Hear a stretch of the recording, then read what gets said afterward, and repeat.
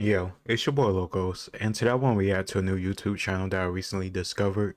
He does history slash political content, and he does it in a funny type of way that reminds me of Casually Explained.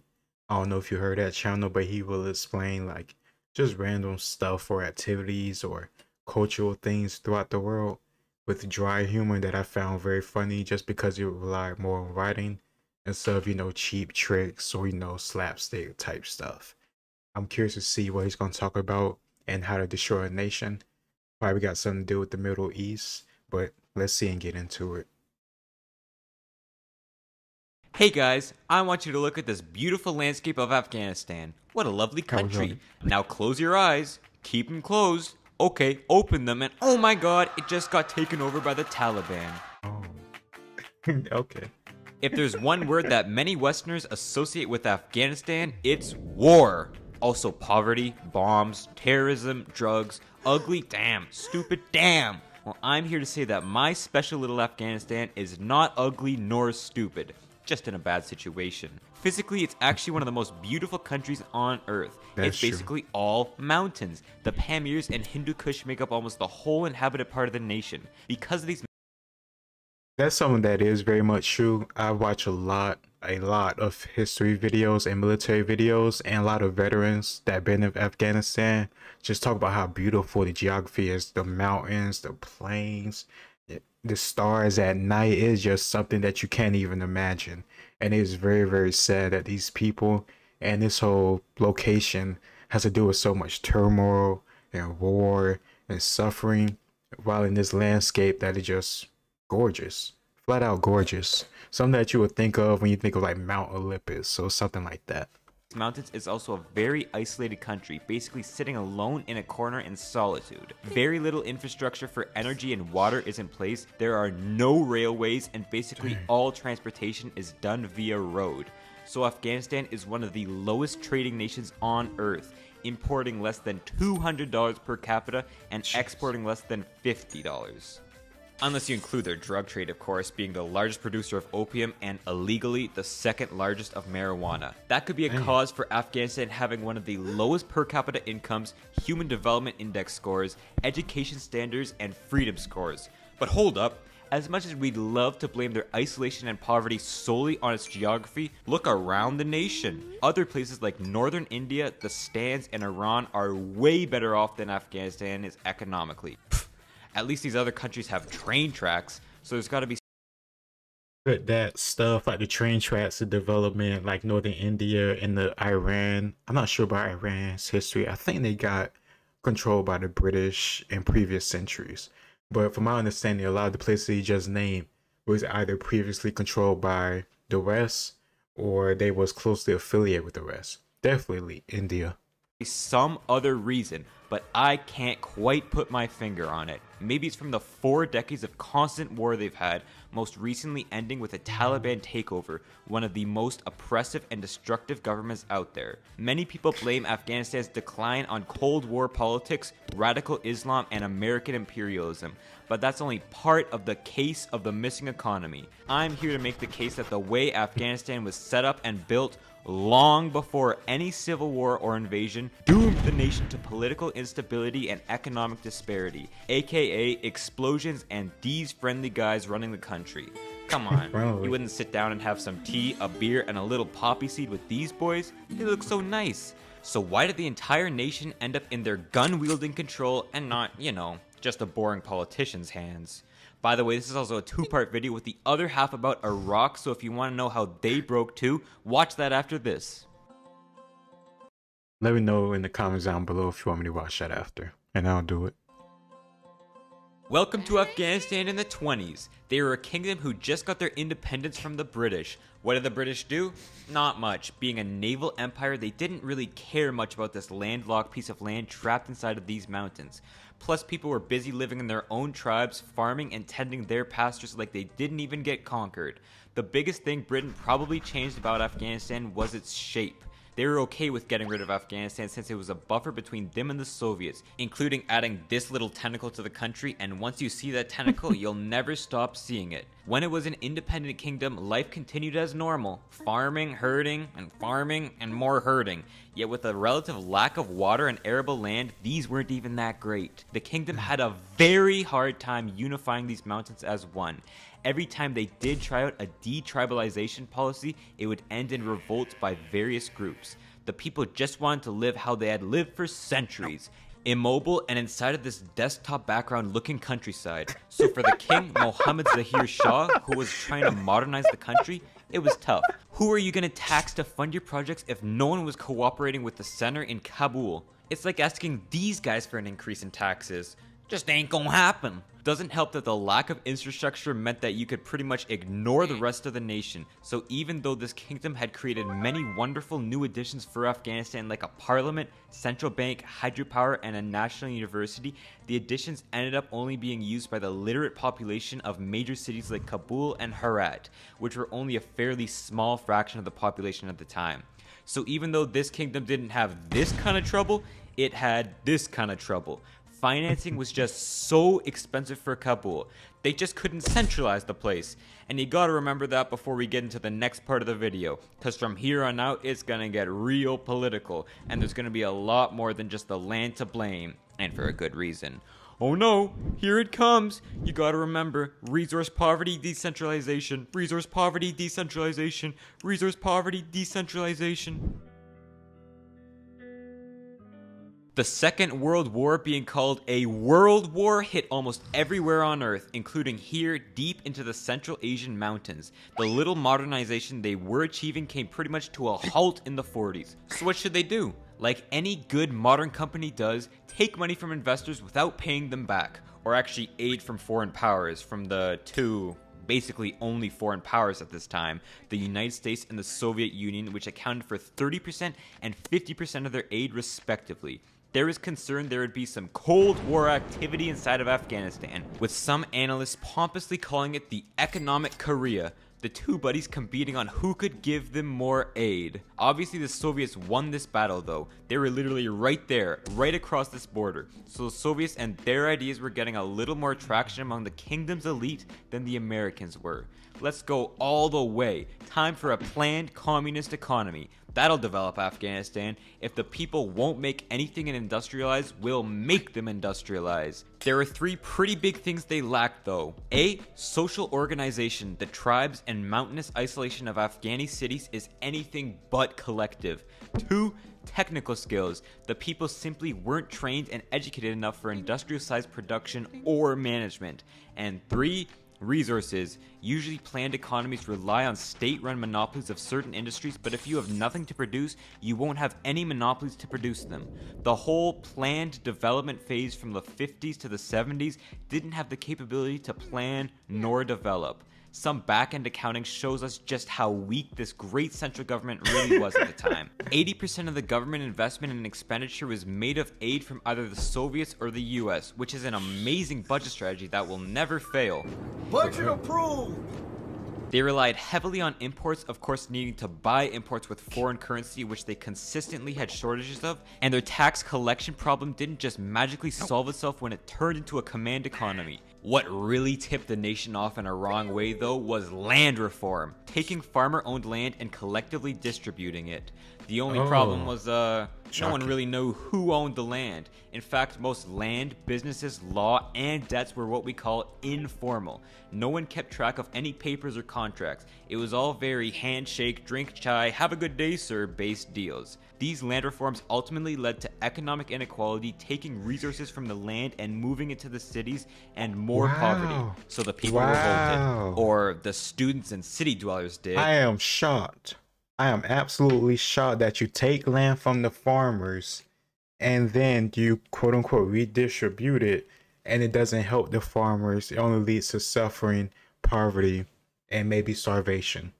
Sounds very similar to, I don't know, a place where communism, or honestly the people that's funding Afghanistan this time period, went through.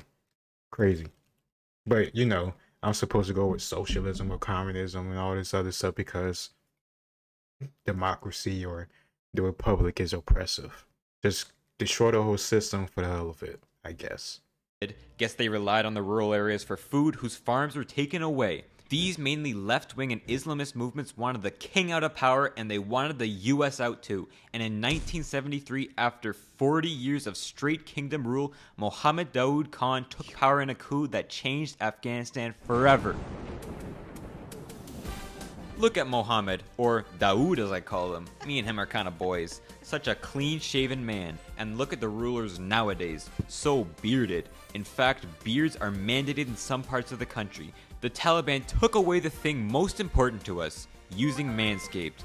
The global men's lifestyle brand that will turn you from this into this. Writing about all of these revolutions makes me think of this revolutionary new kit in beard styling. You got the guard length zoom wheel so you don't take a bunch of tiny little razor fragments everywhere in your bathroom. Shave your beards off and find your face shape.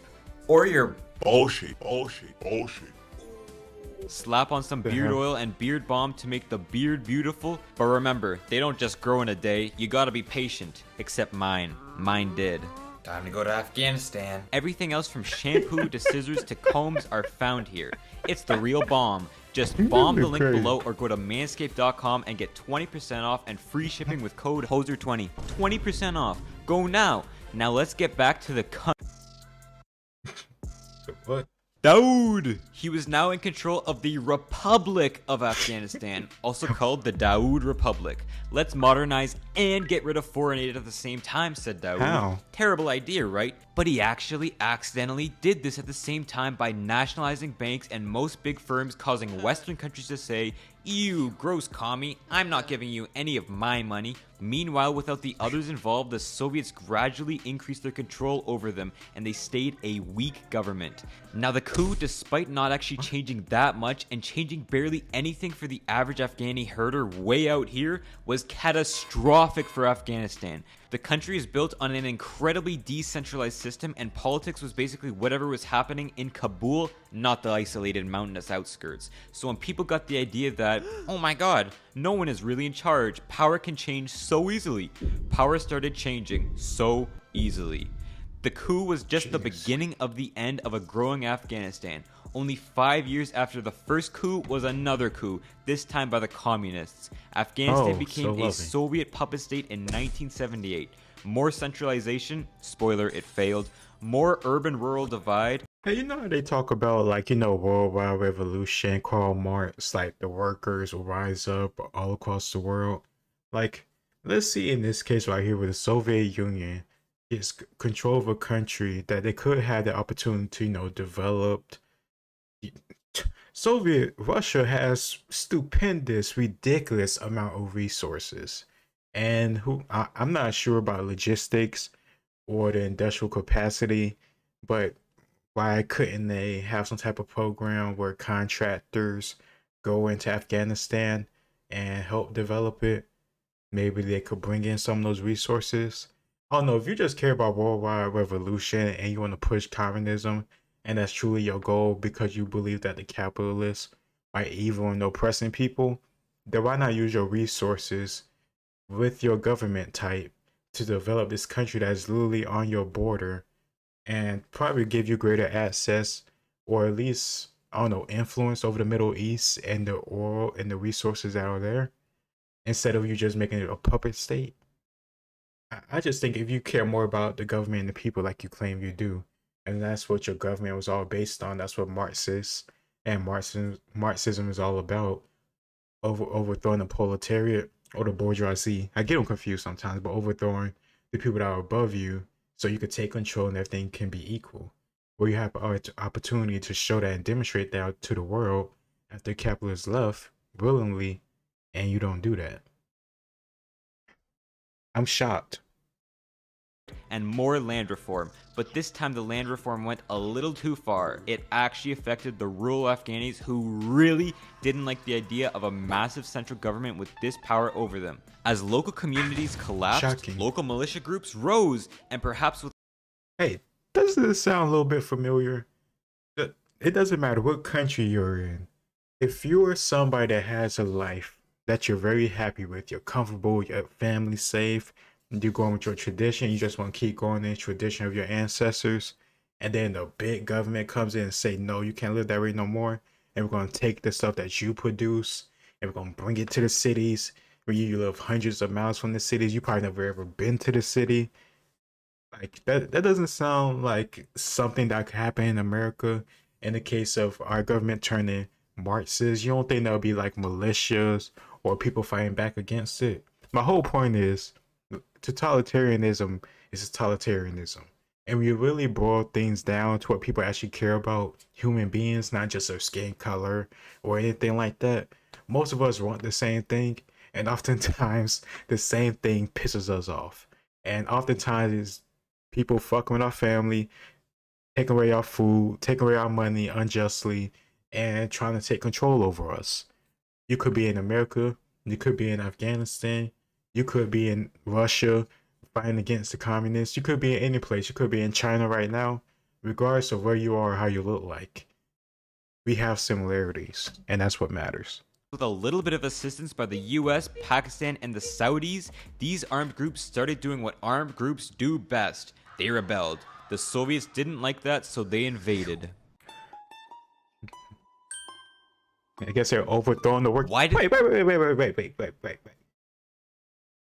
So the communists invaded them because the local population, the people, the proletariat, didn't like the current communist government that was under place, that was taking their food away. So instead of trying to rework your system or come to some compromise with the same people you claim to, I don't know, be on the side of, you invade. I'm telling you. And people nowadays will say, that's just Soviet Russia. That's just the blah, blah, blah. That's just them. That's just them. That's just them. Whether it's in China, Pol Pot, like it don't matter. All these different places where all these atrocities and massacres and starvation happens because of this communist Marxist ideology. They make excuses for it. But I'm telling you, if it happens today, I don't expect anything to be different. The same people that say you shouldn't talk like this or you shouldn't be saying this type of stuff, or why do you have this opinion or want to shut you up, I don't trust those same type of people that not want to put me in the prison or harm me and my family if there wasn't control. Look how psychotic they are, and look how unreasonable they can be. I'm telling you, I just don't trust these motherfuckers. The Soviets invade to quell Allah's curse upon this world of the radical and violent mujahideen and spread their triumphant and brave ideology? Unlikely. More likely is just to keep control of Afghanistan's strategic location. I'm shocked. It's close to the Indian Ocean. Maybe one day they'll dip their toes in that glorious warm water. Also, you don't want to have these pesky Highlanders fighting each other and spilling into your territory every now and then. The invasion of over 115,000 Soviets killed over 1 million Afghanis, destroying entire villages and radicalizing this poor country. Mujahideen fighters became the face of the anti-Soviets in Afghanistan, creating an unlikely friendship between them and the USA. American and Saudi money would make their way into Mujahideen pockets through Pakistan to fight the Soviets. Radical Muslims also found their way through Pakistan, including the young son of a Saudi billionaire named Osama bin Laden. You might know him. All these different groups were organizing inside of Afghanistan and out, mostly in northern Pakistan, and by 1985, they had formed one large group, the Peshawar 7. They actually didn't last, but it showed that these Mujahideen fighters would put aside their difference in the name of liberating Afghanistan. As for the invasion, the Soviets failed dramatically. This dry, hilly landscape was no place for a Russian, or their other ethnicities. And after suffering countless casualties, they pulled out. After all, pulling out always stops further disaster. It was back to a republic in 1989, but this time more destroyed and more poor. Don't even think about there being any sort of central government to fix it.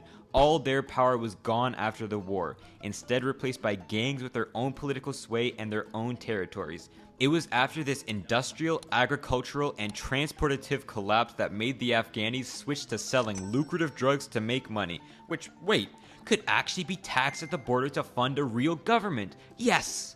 Unfortunately, that government was usually different militia groups who turned to trapping drugs to make a living, creating their own vicious cycle for the nation. Wow. Damn, that's sad. Now this is the part of the video where it gets a little confusing. It's time for everyone in Afghanistan to fight against each other. The gangs realized that there was no real government, and if they had enough Saudi guns, they could be the ones to control the country. The war started in 1992 when the Islamic Party took over Kabul and created the Islamic State of Afghanistan. How will they keep this government profitable though? Can't tax any of this. Drugs. Duh! Just take it from others. Revenue is collected mainly by banditry. You know, setting up roadblocks and taking their loot, doing the same with national borders, seizing land, or just walking up to other groups with guns and taking the money. Roadblocks were basically the strategy to use if you want to win any war, since they had no train, meaning more pain. Afghanistan became a land of warlords as barrages of artillery and rockets. Why you put the Total War 3 Kingdoms guide on there at the bottom? What the hell? Spread across the countryside for years. You know what? I'm done. I'm broke and I'm tired, said the population. Perfect conditions for a new group to come in and seize power. Over the border from Pakistan where they organized was a new group. They called themselves the Taliban, paid for by the royal Saudi family. The exhausted population was fairly quick to let them take over, and the Taliban didn't even need to point a gun at them to get their cash. They had their own oil money coming in. So by 1996, that Islamic State was changed to the Islamic Emirate of Afghanistan. I'm sure you've heard a little bit about their education and gender policies. It's a little bit backwards.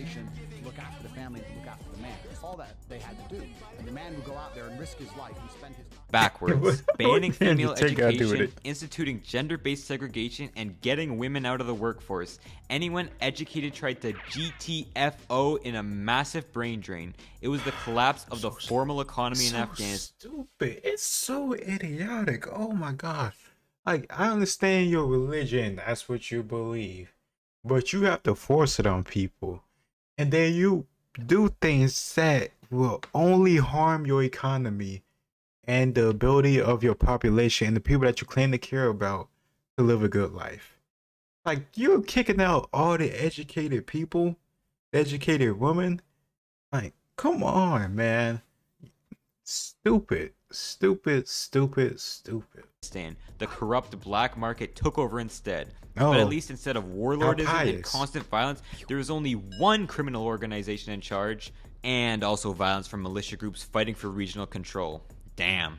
Afghanistan was cut off from the rest of the world diplomatically. No one wanted to be friends with these guys, and cut off economically. The small tariffs the Taliban took at the border discouraged almost everyone from trading with them. Oh wait, they actually did see the rest of the world. Militarily. Through these bombs the US threw on them in 1998, trying to take out one of the militia groups, Al-Qaeda, who bombed some of their embassies in Africa first. It led to a bit of a hot potato game between them. I bomb your embassy. I bomb your military camp. Well, I bomb your friend's hospital. Well, I bomb your friend's pharmaceutical plant. Well, beat this one. از قندار What هرات the کابل fuck is غزنی this? همه سیسا جنگی از کندوز بغلان بدخشان پنشیر یاغه و جنگی ترمه کنیم روزا رنما لنده غری پیران و تنبان پکول لنگی از ما خو همینه چون که دما میگن چیرکای وطن فوک بیچ دما میگن افغان گنگ افغان گنگ افغان گنگ افغان گنگ گنگ گنگ گنگ گنگ افغان گنگ Oh, افغان no. گنگ گنگ گنگ گنگ گنگ افغان گنگ افغان گنگ افغان گنگ What? What's that gonna do? Oh! And on September 11th, 2001, the USA had just suffered its worst attack since This guy gotta chill, yo. He crazy as fuck. He gotta chill. Oh shit, what the hell, bro? Pearl Harbor. America, and especially George W. Bush, was united over one thing: revenge against terrorists. Terrorists in general, not just these guys. Okay, it was mostly Middle Eastern terrorists. And their main culprit behind the attack? One fellow we have met named Osama, currently living in the beautiful war-torn nation of Afghanistan. Guess it's time to take a flight across the world and kill this little The US needed in. They needed to bomb this sucker to oblivion, and they went in with NATO help. It's said that when a US diplomat was negotiating with Pakistan to give them military access, they said if they don't cooperate, then they would be bombed back to the Stone Age. So they got access and wailed on the Taliban, which led them to drop an equally hard quote: "You may have the watches, but we have the time. By golly, were they right. The US and... Okay, that's a clean quote. Come on, like, you have the watches, but we have the time. Like, you have the wealth, but we have the grit to stick this shit in hell, and we'll live in this hell with you as long as it takes for you to get out. Like, of course I'm not a fan of fucking Taliban, they're fucking evil, but that's a quote. That's a quote. And NATO invaded with their very, very much larger army and set up their own government by 2004. The Taliban scrambled across the world, flying away to the Middle East, Africa, even Chechnya and Russia. I mean, I would go to Chechnya over Arabia too. It's beautiful. For real? The rest stayed and kept fighting the NATO-backed government for not quite, for 2 decades, Damn. keeping the country broken. But besides the fighting, the NATO-led government was legitimately the best economic growth, at least until 2012, it had for decades, even if it was almost all US funded. Infrastructure built, security serviced, education given to all, healthcare, more life, GDP growth, per capita growth, both of them. I'm talking 10 to 15% a year, baby. America. But like, real shit though. I remember watching, I think it was Tim Kennedy on the Joe Rogan podcast. And he was talking about just seeing the growth of Afghanistan and the Middle East after being there for, decades at this point. And he remembered, like, the girls going to school, the medicine, all the technology, the roads, all the stuff that this guy is saying, like, he witnessed this stuff.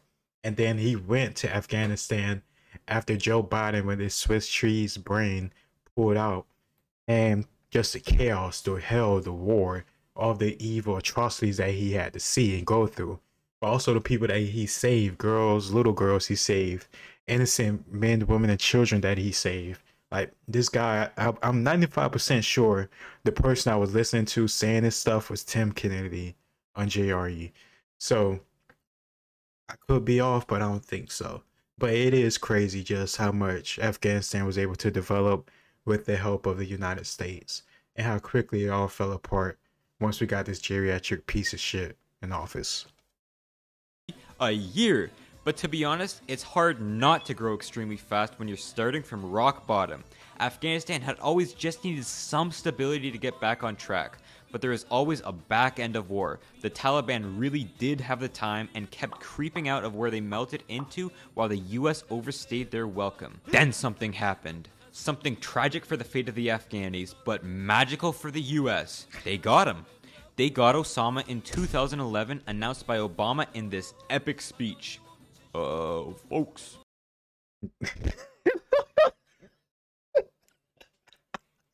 I'm gonna say so. That was some mocking Obama.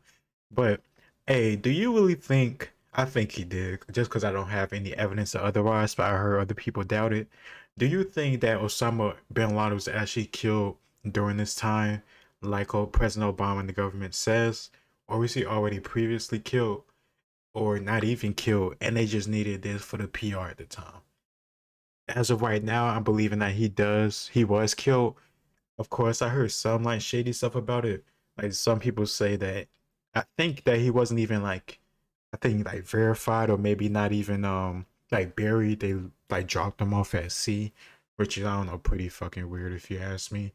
But I don't know all the details, so honestly at this point I'm talking out of my ass. So if you do know more information, or you just don't think it's real, or if you do think it's real, tell me in your comments down below, because I'm just interested to learn. We got him. Seems fine for all. Why would it be tragic to Afghanistan? Well, after they killed him, this already decade-long war was pretty hard to still justify. Europeans and Americans were starting to ask what war is even good for. Absolutely nothing, said many NATO states, pulling out in 2014. Coincidentally, the Taliban started gaining some ground and momentum and plowed into government-owned land. More US soldiers in 2017, until even they gave up in 2020 and signed a treaty with the Taliban saying peace to the Middle East. We'll leave in 14 months if you pinky promise to keep Al-Qaeda and ISIS out of Afghanistan. Those were the terms. They didn't even bother signing any sort of land agreement or splitting up the country or anything. The US knew as soon as they pulled out, the Taliban would take over. I guess pulling out can lead to a disaster, huh?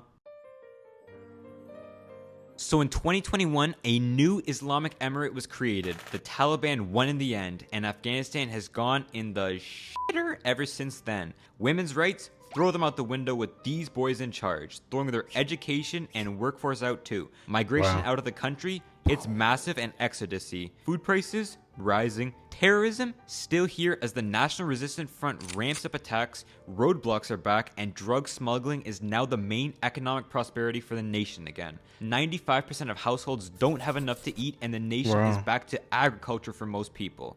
Doesn't seem like conditions to get more stable and less warlike at all, and with Afghanistan doubling in population from 40 to 80 million in about 30 years, I'm not sure the economic situation is going to get any better under the current government.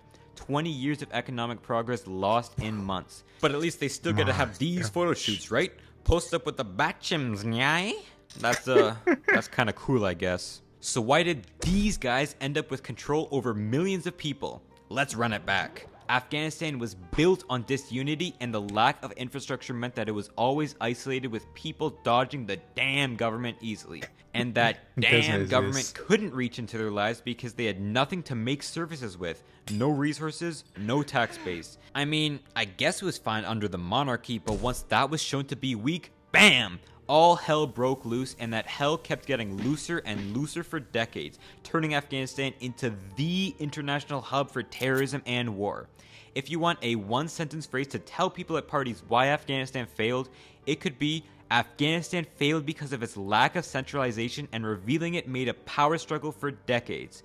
Afghanistan seems to be getting worse, but you know where's getting better after decades of war? Iraq. Spoiler alert, it's because of the totally opposite reason it failed. Why? What? I don't know why. Go watch the video to find out. Okay, so I'll probably end up watching that video and reacting to it because I'm curious to see. I don't know much about Iraq and what's going on with it now. I just know about our time, excuse me, our time in the Middle East and us invading Iraq and the whole war and stuff like that. So I'll probably react to this. Let me know what you think of this guy's content. I think he does very, very good stuff. It made me laugh multiple times. And he does like present the information creatively. And I definitely appreciate that. He seems to be a very young guy. So props to him for grinding, building up this content, and probably building up a channel that he can now live off of. And produce more educational stuff, but you know, put his own twist to it. So I like it. I appreciate it. And I'll put a link to it down below so you guys can go check it out yourself. Give him a like and support him because he definitely does deserve it. Let me know how you feel about the whole invasion of the Middle East. Do you think it was justified or not? I'm very curious to see what people's perspective is, especially after us pulling out and we seeing the amount of dead, casualties, money, and all the other consequences that came in and was caused of the invasion of Iraq and the Middle East.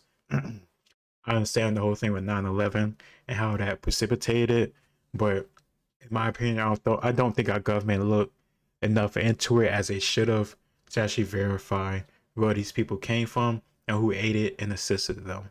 From my understanding, Saudi Arabia had a decent portion of the blame in 9/11, but they continue to be an ally. So to me, it just shows our government is corrupt and we don't care about stopping terrorism unless they can make some money off of it for themselves, their allies, or the corporate donors that back them to get in office every single year.